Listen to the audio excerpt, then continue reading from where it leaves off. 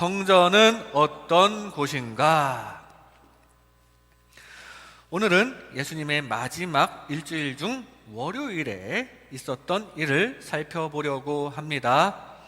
예수님께서는 예루살렘에 도착하셔서 먼저 성전에 방문하셨습니다. 예루살렘 밖에서는 회당이라는 곳에서 말씀을 강론하시곤 했었는데, 이제 진짜 성전이 있는 도시 예루살렘에 들어오시고 나서 오늘 예루살렘 성전을 먼저 찾으십니다.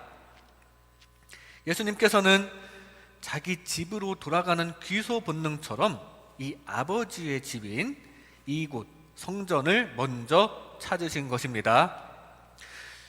저희 딸이 지금 한국 나이로 6살인데 우리 이 반석교회를 지칭하기를 아빠 집이라고 합니다. 자기 아빠가 계속 이 건물에 있기 때문에 그런가 봐요. 그런데 맞는 얘기죠. 내 아버지의 집. 맞습니다. 성경에도 근거가 있습니다. 전에 예수님께서 이 성전을 내 아버지의 집이라고 말씀하셨던 적이 있습니다. 누가복음 2장 49절에 예수께서 이르시되 어찌하여 나를 찾으셨나이까? 내가 내 아버지 집에 있어야 될 줄을 알지 못하셨나이까? 하시니, 그렇다면 하나님의 아들로서의 예수님께서도 이 성전에 대한 사랑이 대단한 것이 당연한 겁니다. 열정이 있는 게 당연한 거예요. 그런데 지금 이 성전이 본연의 역할을 하지 못하고 오히려 돈벌이의 수단이 되어 있는 상황입니다. 종교 지도자들은 성전세를 통해, 그리고 장사꾼들은 제사 드리러 오는 사람들을 통해 이득을 보려고 해요. 즉, 이 성전을 통해서 개인적인 유익을 추구하려는 사람들이 많았습니다. 특히 성전세와 재물의 판매와 환전을 통해서 이 차익이 발생하는데, 이 이익이 표면적으로는 성전에게 돌아가는 이익이라고 합니다. 하지만 실제적으로는 대제사장들의 주머니로 들어갔다고 합니다.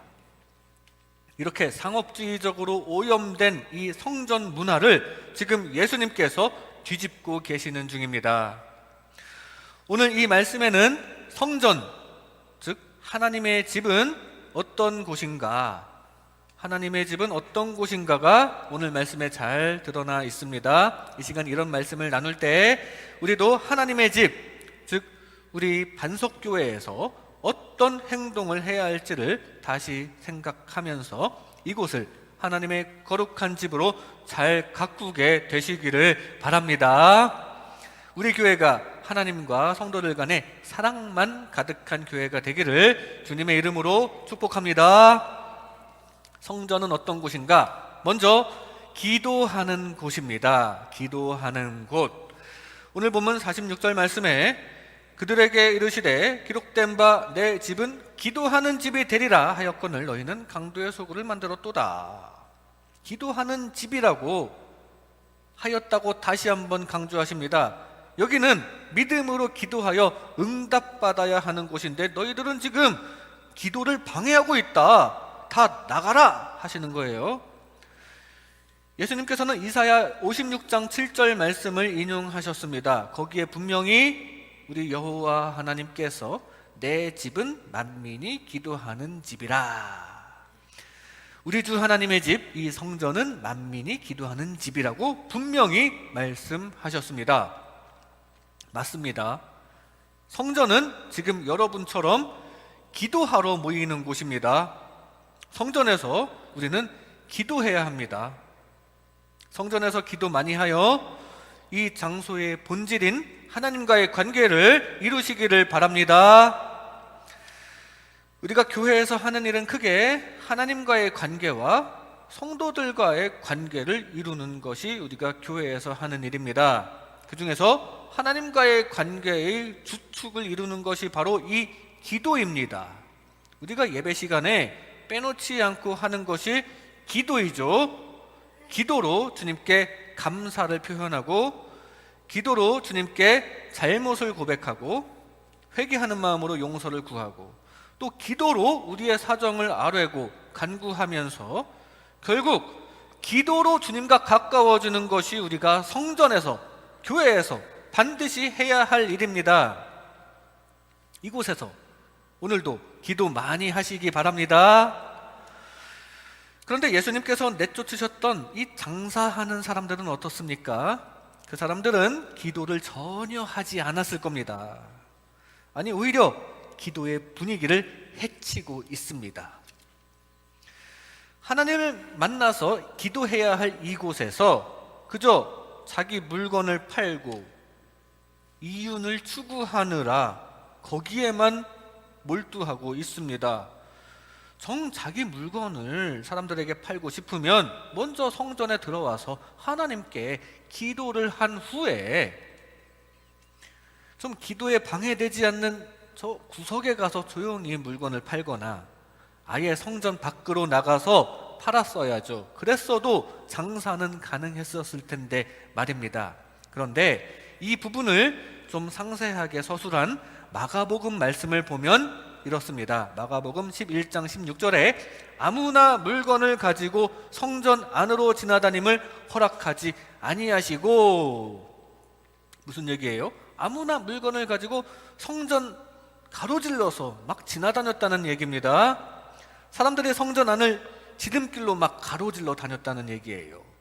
원래 이런 건 하지 말아야 할 행동인데 지금 물건 파는 데에만 혈안이 되어 있어서 성경을 팔면서도 막 성전 안을 휘젓고 다니는 겁니다.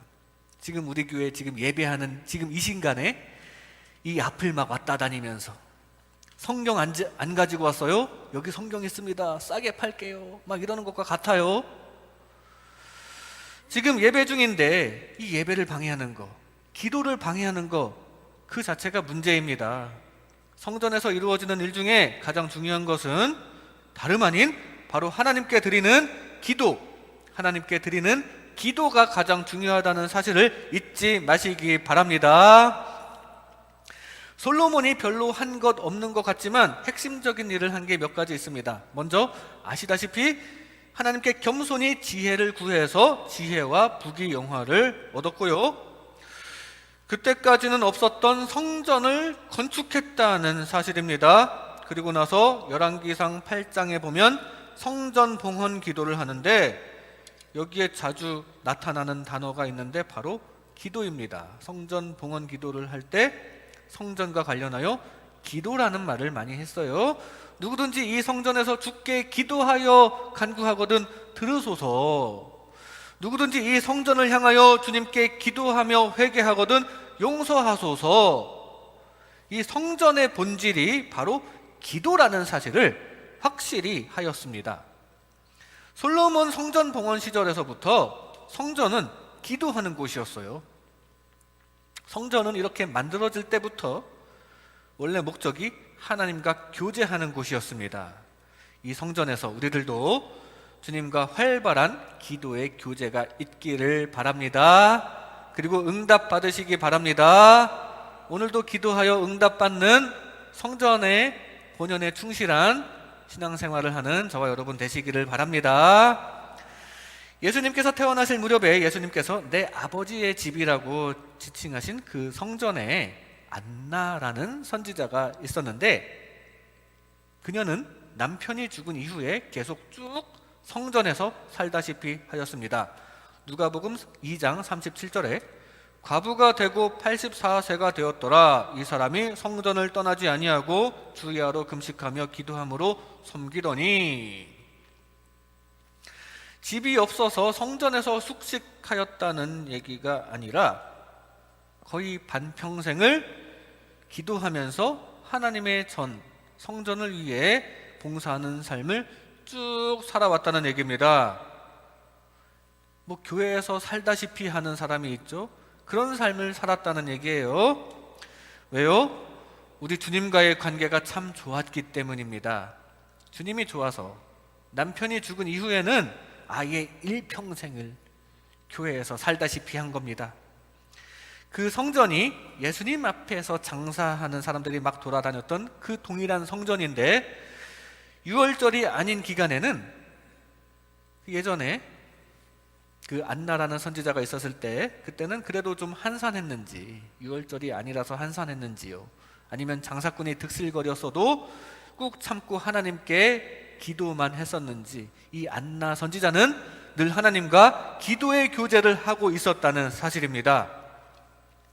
그랬던 안나 선지자에게 정말 주님께서 찾아오십니다. 바로 아기 예수님의 정결 예식으로 그 가족이 성전을 찾아온 거예요. 그때 그 아기 예수님을 실제로 만나게 됩니다. 이 말씀이 누가복음 2장에 쭉 기록되어 있는데, 안나 선지자에게는 얼마나 기쁜 일입니까? 기도로만 만났던 주님을 실제로 만나게 되는 기쁨을 얻게 되었습니다. 계속 기도하다 보니까 실제로 만나게 된 거예요. 우리도 주님께 기도하여 주님을 실제로 만날 수 있기를 바랍니다. 다시 오실 예수님을 실제로 꼭 만나시기 바랍니다. 기도 중에, 환상 중에도 미리미리 주님을 자주 만날 수 있기를 바랍니다. 영원한 하나님의 나라에서 주님과 영원히 동행하시기를 바랍니다. 그러기 위해서 기도를 꾸준히 해야 된다는 사실이에요. 교회의 기능이 참 여러 가지가 있지만 가장 중요한 기능은 주님과의 관계를 이루는 것이라는 사실을 늘 기억하면서 교회에 있을 때 다른 것보다 더 하나님 생각을 하시기를 바랍니다. 교회에 더 자주 오시고요, 바로 지금 여러분처럼 기도와 응답이 활발해지면서 주님과 늘 가깝게 지내시기를 주님의 이름으로 축복합니다. 성전은 기도하는 곳입니다. 성전은 어떤 곳인가? 다음으로 말씀을 나누는 곳입니다. 말씀을 나누는 곳. 오늘 보면 47절에 예수께서 날마다 성전에서 가르치시니 대제사장들과 서기관들과 백성의 지도자들이 그를 죽이려고 꾀하되,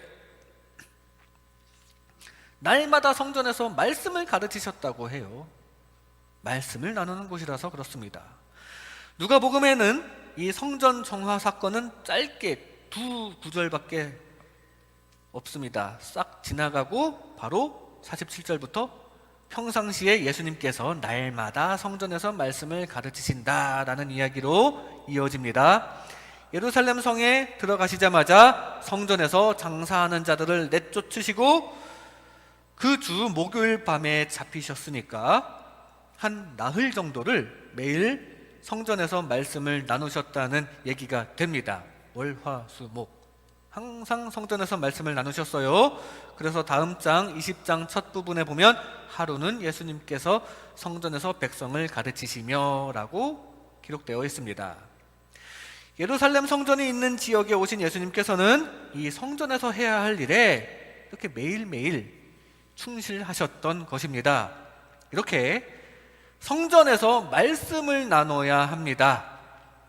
우리가 기도를 올려드렸으면 또 하나님의 말씀을 받아야 하기 때문입니다. 그래서 하나님의 뜻을 깨닫고 우리를 통해 일하시는 주님과 함께 나아가 세상에서 승리하시기를 바랍니다. 예수님께서도 내 아버지의 집이라고 하는 그곳에서 말씀을 나누시느라, 어렸을 때에도 거기서 말씀을 나누시느라 가족들과 헤어지기까지 하셨습니다. 예수님의 육신의 부모님들이 유월절마다 예루살렘을 찾았는데 그 유월절에 예루살렘에 갔다가 돌아오는 길에 보니 예수님이 없는 겁니다. 다시 예수님을 찾아서 예루살렘 성전에 돌아가 봤더니 예수님께서 거기 있는 거예요.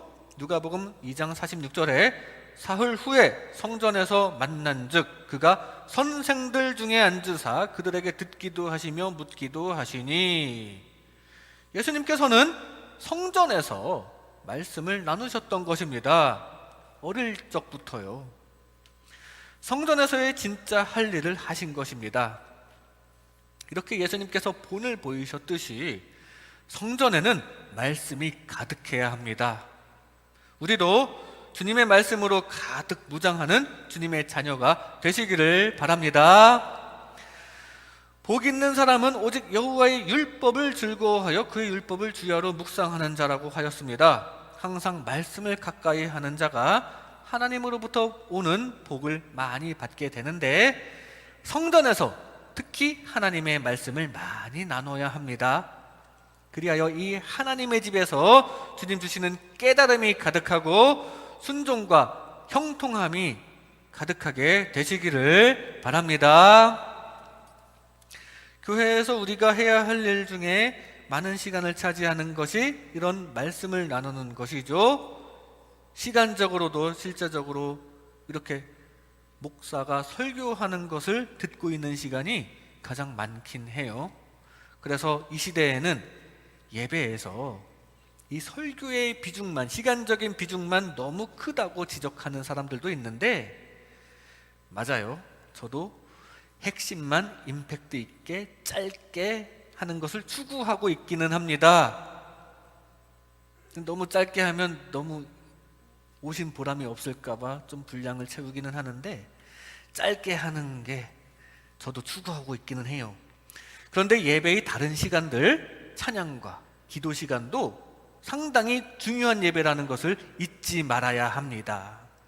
그런데 그래도 말씀을 나누는 것이 교회의 중요한 역할임은 분명해요. 그래서 더 다양한 분들이 나와서 간증도 좀 하시고 그런 나눔이 많았으면 좋겠습니다. 그리고 선포되는 이 말씀뿐만 아니라 스스로도 말씀을 보시고 또 서로 나누면서 그렇게 하나님의 은혜를 발견하는 것도 더 좋을 것입니다. 그렇게 말씀이 가득하게 되시기를 바랍니다. 그런데 예루살렘 성전에서 잠시 장사만 하던 이 사람들은 반대로 전혀 하나님의 말씀에 관심이 없었다는 게 문제예요. 그러면서 자신들이 재물을 팔아주는 것도 사람들이 제사하는 거에 도움을 주는 일이라면서 자신들도 지금 하나님의 일을 하고 있다라고 생각할 것입니다. 저희들 덕분에 지금 예물을 바칠 수 있지 않습니까? 그럼 장사하는 것도 예배의 일부 아닌가요? 하면서 자신들도 하나님의 일을 하고 있다라고 생각할 거예요. 그러나 그들의 마음을 솔직히 들여다보면 하나님을 경외하는 마음, 하나님을 섬기는 마음이 있었을까요? 아마 어떻게 하면 더 많이 벌어볼까, 더 많이 팔까, 더 비싸게 팔까, 이 생각들로만 가득했을 겁니다. 그래서 결국 예수님께 책망을 받고 쫓겨남을 당하게 됩니다. 그리고 예수님께서는 그들을 쫓아내시고 매일 그 성전에서 하나님의 말씀을 나누시면서 성전 본래의 취지를 만끽하고 계십니다. 예수님께서 직접 말씀을 선포하신 것이 단 일주일도 안 된 기간, 월화수목, 이 짧은 기간이라는 것이 참 아쉬웠을 거예요. 성전에서는 주님의 말씀이 그렇게 중요하다는 사실을 기억하시기 바랍니다. 주님의 말씀이 중요합니다. 주님의 말씀을 받아들이고 순종 잘 할 때 주님께서 일하셔서 형통하게 될 것입니다. 주님 말씀하시면 내가 나가리라. 여러분에게 익숙한 이 찬양, 주님 말씀을 받들어서 주님 뜻대로 순종하겠다는 찬양입니다. 그런데 이 찬양의 후렴 부분에 이런 가사가 있습니다. 연약한 내 영혼 통하여 일하소서. 주님께서 일하십니다. 언제 일하시느냐? 바로 주님 말씀대로 순종하려고 할 때 주님께서 일하시는 줄로 믿습니다. 그럼 주님 말씀을 잘 받아야죠. 주님 말씀이 가득한 이 성전을 만들어서 주님의 말씀을 받고 깨닫고 순종하여 주님께서 일하셔서 형통하게 되시는 저와 여러분 되시기를 주님의 이름으로 축복합니다. 우리도 늘 주님의 말씀대로 할 수 있기를 바랍니다. 우리의 마음에 부딪히는 하나님의 말씀이 있다면 그게 아마도 주님의 뜻일 가능성이 높아요. 특히 하나님께 진심으로 물어보면 또 기도함으로 물어보면 여러 가지 통로로 주님의 뜻을 알려주시는데 직접 환상이나 음성으로 알려주실 수도 있지만 부딪히는 말씀으로 알려주실 때가 많습니다. 그때 주님의 말씀에 순종 잘 하시기 바랍니다. 그럼 하나님께서 일하셔서 형통하게 될 줄로 믿습니다. 특히 성전에서 말씀에 집중하고 서로 말씀을 나눌 수 있기를 바랍니다. 그래서 소그룹 활동이라는 것도 많이 하잖아요. 속회 모임, 그리고 또래끼리 모이는 선교회 모임 많이 모이셨으면 좋겠습니다. 그리고 여러 온라인 환경을 통해서도 말씀을 접하고 나눌 수 있습니다. 그러면 그 공간, 그 온라인 공간이 또 성전이 되는 거예요. 바꿔 말하면 어디든지 성전이 될 수 있습니다. 그리고 성전에서는 말씀이 가득해야 바람직합니다. 바라기는 삶 가운데 늘 하나님의 말씀을 가까이 하고 주님의 말씀을 제대로 받고 또 나눔으로써 나는 연약해도 주님께서 일하시는, 그리고 결국 주님께서 형통함으로 이끌어 주시는 저와 여러분 되시기를 주님의 이름으로 축복합니다. 성전은 말씀을 나누는 곳입니다. 성전은 어떤 곳인가? 마지막으로 사랑을 나누는 곳입니다. 사랑을 나누는 곳. 오늘 본문 48절에 백성이 다 그에게 귀를 기울여 들으므로 어찌할 방도를 찾지 못하였더라. 기존의 성전 문화를 통해 이득을 보고 있던 대제사장들이 지금 화가 났습니다. 그래서 더욱 이 예수님을 제거해버리고 싶은데 지금 백성들이 하나님의 말씀에 몰두하고 있는 중입니다. 백성들은 진정으로 하나님을 사랑하니까 그 말씀에 집중하게 되는 것이에요. 그리고 서로의 나눔과 간증에 관심을 가지며 지금 이 성전 안에서는 하나님 중심으로 사랑이 꽃피고 있습니다. 그래서 예수님을 죽이려고 하는 자들도 어떻게 섣불리 행동을 할 수가 없는 분위기가 형성되어 있습니다. 이 백성의 지도자라는 사람들, 대제사장들은 예수님을 죽이려고 하고 있고, 정작 그들의 지도를 받는다던 백성들은 예수님께 열광하고 사랑해드리고 있습니다. 대제사장들과 서기관들이 정말 백성의 지도자가 맞는지 의심되는 순간입니다. 이렇게 우리는 성전에서 사랑을 나눠야 합니다. 결국 사랑이 승리하기 때문입니다. 지금도 대제사장들, 미움을 갖고 있던 이 사람들이 어떻게 할 수가 없었잖아요. 사랑이 승리한 것입니다. 사랑으로 똘똘 뭉쳐있을 때 거기에 하나님께서도 사랑으로 감싸 안아주시고 외부에서 우리를 대적하는 자가 침투하지 못하게 될 것입니다. 우리도 사랑으로 똘똘 뭉치는 반석교회 되시기를 바랍니다. 교회에서 하는 일 중에 성도들 간의 교제가 있습니다. 같은 하나님을 같은 장소에서 모시고 예배하는 성도들 간에는 당연히 유대감이 있어야 합니다. 그래서 서로 간의 사랑의 교제도 참 중요해요.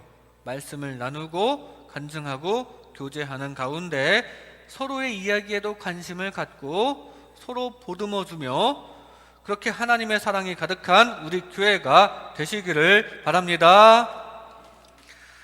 성전에서 장사하던 사람들에게 그런 사랑이 있나요? 그저 흥정하고 더 비싼 값에 더 많이 팔아서 자기 욕심을 채우려는 마음으로만 가득 차 있을 겁니다.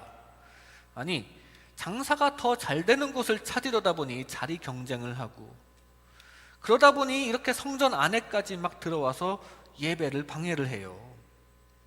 하나님을 향한 예배와 기도를 방해하고 있는 겁니다. 지저스 크라이스트 슈퍼스타라는 뮤지컬에는 좀 각색이 되었지만 이 어지럽혀진 성전을 더 화끈하게 묘사를 했습니다.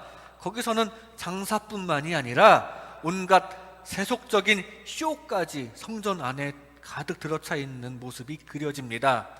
인간 세상의 탐욕 그 자체가 성전 안에 가득 들어와 가득한 모습입니다.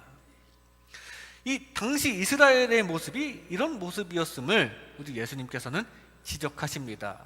이 탐욕이 가득한 모습, 주님을 섬긴다고 하면서 편의만 추구하다 보니 점점 그 자리에 욕심이 들어가게 되고 세속이 들어가게 되고 하나님 사랑과 이웃 사랑은 찾아볼 수가 없게 되고 오로지 자신들의 욕심밖에 없는 현장이 되어버렸습니다. 그리고 그런 태도는 성전과는 어울리지 않기 때문에 예수님에 의해 퇴장 명령을 받은 것입니다. 우리도 욕심만 가득한 태도가 아닌 사랑이 가득한 공동체를 이룰 수 있기를 바랍니다. 이 모습을 우리도 돌아보아야 합니다. 우리가 예배하면서 편해지려고만 하지는 않는지, 우리가 주님을 섬기면서 욕심을 부리고 있지는 않는지 돌아볼 수 있어야 합니다. 욕심은 성령과 반대되는 악령의 열매에 속한 것입니다. 갈라디아서 5장 17절에 보면 육체의 소욕은 성령을 거스르고 성령은 육체를 거스르나니 이 둘이 서로 대적하므로 너희가 원하는 것을 하지 못하게 하려 함이니라. 육체의 소욕, 즉 욕심은 성령과 상충한다는 말씀입니다. 그 뒤에 육체의 소욕의 열매가 쭉 나오는데 다 욕심 아니면 분열입니다. 갈라디아서 5장 19절부터 21절까지 육체의 일은 분명하니 곧 음행과 더러운 것과 호색과 우상숭배와 주술과 원수 맺는 것과 분쟁과 시기와 분냄과 당짓는 것과 분열함과 이단과 투기와 술취함과 방탕함과 또 그와 같은 것들인데 다 욕심 아니면 분열하는 것, 갈라지는 것, 싸우는 것, 그런 것들이에요. 그 뒤에 이제 성령의 열매가 나옵니다. 22절, 23절. 오직 성령의 열매는 사랑과 희락과 화평과 오래 참음과 자비와 양선과 충성과 온유와 절제니. 성령의 열매는 다 사랑 쪽인 것을 볼 수 있습니다. 이 성전 안에서 이 사랑의 열매만 가득하게 되시기를 바랍니다. 그 무엇보다 사랑이 이긴다는 사실을 기억하시기 바랍니다. 교회의 위기도 사랑으로 극복할 수 있습니다. 하나님의 무한하신 사랑을 받아들이고 그 사랑으로 우리 형제 자매들을 대할 때, 그리고 세상의 영혼들을 대할 때 결국 승리하실 주님의 은혜로 합력하여 선을 이룰 수 있을 것입니다. 우리는 이 성전에서 욕심 쪽이 아닌 사랑 쪽으로 향하여 주님을 사랑하고 이웃을 사랑으로 섬기는 주님의 백성이 되어 주님께서 깨끗게 하신 이 성전을 더욱더 깨끗하게 유지시키는 저와 여러분 되시기를 주님의 이름으로 축복합니다.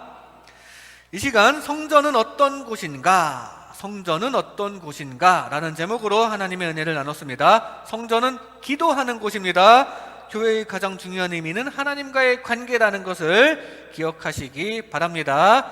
성전은 말씀을 나누는 곳입니다. 늘 주님의 말씀을 제대로 받고 나누면서 그 말씀 통해 주님의 인도하심을 받으시기 바랍니다. 성전은 사랑을 나누는 곳입니다. 사랑으로 매사에 승리하시는 주님의 자녀 되시기를 주님의 이름으로 축복합니다. 기도하겠습니다.